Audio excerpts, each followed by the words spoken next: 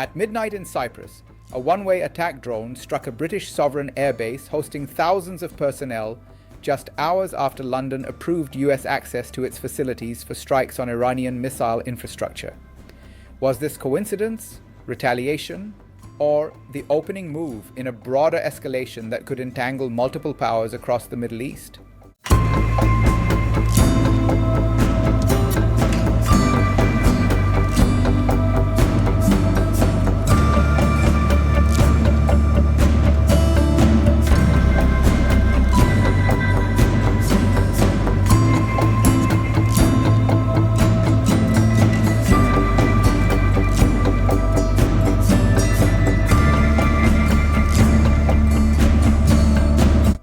If this incident spirals, the United Kingdom could move from limited logistical support into a direct security confrontation with Iran or its regional partners.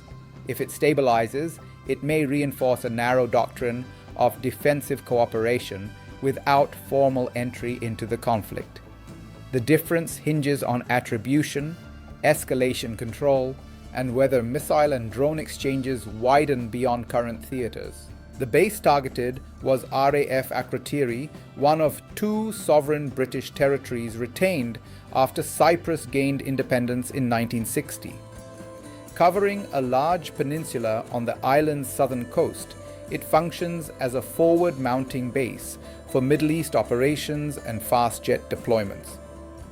The last direct hostile incident against it dates back to the mid-1980s. Its strategic location places it within operational range of the Levant, the Gulf, and North Africa. According to Cyprus President Nikos Christodoulides, the platform used in the strike was assessed to be a Shahid-type unmanned aerial vehicle, a loitering munition associated with Iranian production lines and regional partners. The impact caused limited material damage and no reported casualties. Nevertheless, anti-drone defenses that had recently been reinforced were unable to intercept it. Families of service members were relocated as a precaution, and residents near the base were instructed to shelter. The timing was politically sensitive. Prime Minister Keir Starmer had announced that the UK would permit the United States to use specific British bases, including RAF Fairford and Diego Garcia, for what he described as limited defensive operations targeting missile depots and launchers. The government's published legal rationale framed the decision as collective self-defense requested by regional partners facing ballistic missile threats. Officials later indicated that flight time estimates suggested the drone may have been launched before the public announcement, leaving attribution and motive unresolved. The broader backdrop is a sharp escalation following US and Israeli strikes that reportedly killed Iran's supreme leader, Ali Khamenei, along with dozens of senior figures. Washington has stated that roughly 48 Iranian leaders were killed. Tehran responded with missile and drone attacks across parts of the Gulf, with impacts reported in the United Arab Emirates, Bahrain, and Kuwait. Airspace closures stranded travelers, including tens of thousands of British nationals. The United Kingdom's exposure is significant. Government estimates indicate roughly 200,000 British citizens are present across the region, with about 102,000 having formally registered with authorities. In the United Arab Emirates alone, more than 50,000 British nationals were believed to be located when airspace disruptions began, many concentrated in Dubai. Contingency planning now includes road evacuations to neighboring states if aviation corridors remain restricted. Foreign Secretary Yvette Cooper has emphasized that Britain did not participate in the initial strikes and that any base access is confined to defensive objectives aimed at missile systems threatening Gulf states. She has rejected claims that the UK is being drawn into a repeat of earlier Middle Eastern wars, stressing a preference for diplomatic processes while acknowledging the need to protect citizens and allied territories.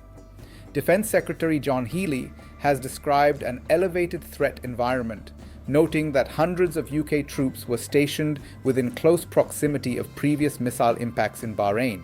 Domestic political reactions reflect these tensions. The Liberal Democrats, led by Ed Davey, have called for parliamentary scrutiny before further base access decisions. The Green Party's co-leader Zach Polanski has questioned the legality of the wider campaign. Within Labour, figures such as Emily Thornberry have raised concerns about international law. Conversely, opposition voices, including Priti Patel and Nigel Farage, have argued that Britain should provide more explicit support to Washington. This divergence underscores how base access decisions intersect with alliance politics and domestic accountability. In the strategic horizon. First, what if attribution conclusively links the Akrotiri strike to Iranian state actors and further attacks follow? In that case, London may interpret repeated impacts on sovereign territory as grounds for broader defensive engagement, potentially activating additional assets in the eastern Mediterranean. Such a move could prompt countermeasures from Iranian-aligned groups in Lebanon or elsewhere, widening the arc of confrontation and increasing risk to maritime trade routes through the Suez Canal and Strait of Hormuz. Second, what if the strike remains isolated and diplomatic channels reopen? A contained outcome would reinforce a model in which Britain offers logistical support without direct combat involvement, preserving alliance cohesion while limiting escalation. It would also test whether missile stockpile degradation can meaningfully reduce launch capacity without triggering protracted retaliation. Regional consequences extend beyond immediate exchanges. Cyprus, an EU member state hosting British sovereign bases, has publicly stated it does not intend to participate in operations. Any sustained targeting of facilities on its territory could raise legal and political questions within the European Union about collective security obligations. Gulf monarchies, many hosting Western forces, must balance deterrence with domestic stability amid visible missile activity. Insurance premiums for shipping and aviation could rise sharply if strikes persist, affecting energy markets and global supply chains. Globally, the episode illustrates how forward-deployed infrastructure creates both strategic leverage and vulnerability.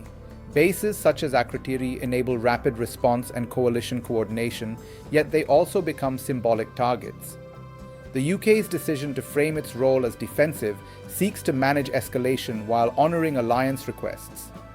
Whether that balance holds depends on the tempo of further launches and the credibility of diplomatic off-ramps. The coming days will reveal whether this was a singular warning shot or part of a sustained campaign. Watch for verified attribution findings, additional drone or missile trajectories, airspace reopening timelines, and parliamentary debate over the scope of base access. In an environment defined by compressed decision cycles and dense alliance networks, even limited strikes can shift calculations.